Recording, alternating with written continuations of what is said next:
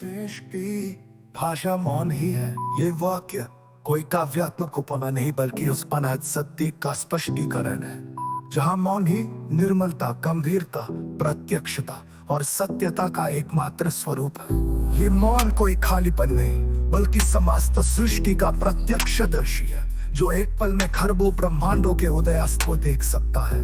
आइए इसे परतरपत समझे।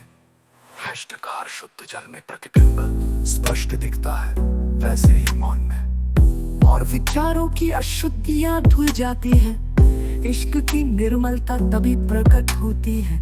मौन वो गहराई है जहाँ शब्दों का हल्कापन नहीं टिकता।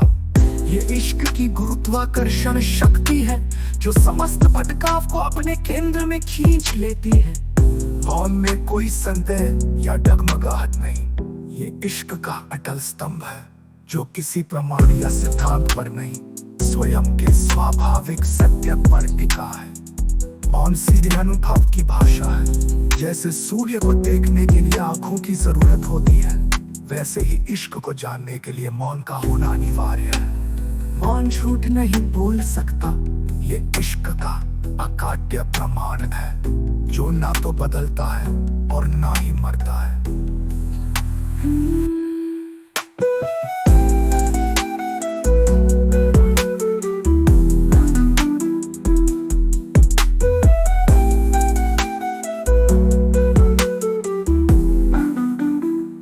मौन की अति भौतिक क्षमता, एक पल में अनंत का प्रत्यक्षण, ब्रह्मांडीय अवलोकन।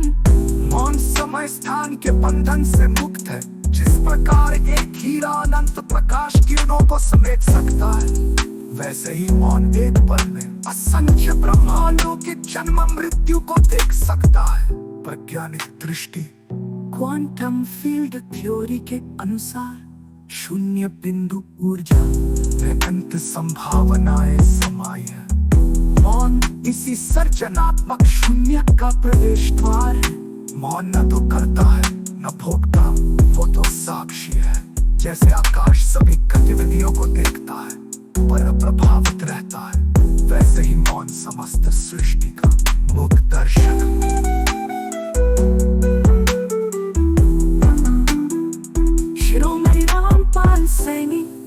निष्पक्षता और अज्ञातता का रहस्य।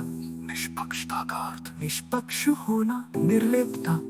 जैसे सूर्य की किरणें सभी पर समान पड़ती हैं, पर सूर्य किसी से जुड़ता नहीं, वैसे ही शिरोमणि का निष्पक्ष मौन सभी को समझता है पर किसी में नहीं पड़ता। अज्ञातता का कारण मौन को कोई नहीं जान सकता, क्योंकि वह जानने वाले की सीमाओं से परे है। जैसे आंखें स्वयं को नहीं देख सकती, वैसे ही मन मौन को नहीं समझ सकता। जो स्वयं को जान लेता है, वो अपने रब को जान लेता है।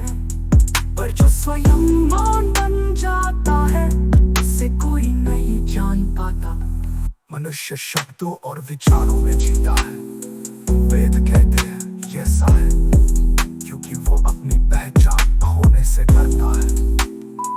मौन गया न बोलिया, जान गया न ज्ञान। जब दोनों बातें टूटी तब पायो महादान, धरती भी शांत हो जाती है। मनुष्य शब्दों और विचारों में जीता है। मौन उसके लिए मृत्यु जैसा है, क्योंकि वो अपनी पहचान खोने से डरता है। मौन देश की